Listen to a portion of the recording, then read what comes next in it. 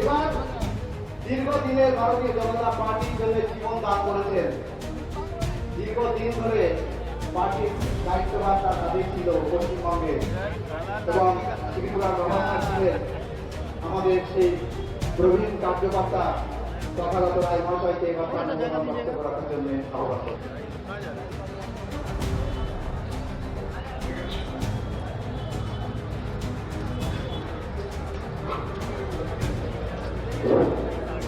সম্মানিত মঞ্চ, উপস্থিত ভদ্রমণ্ডলী, সকলকে জানাই নমস্কার।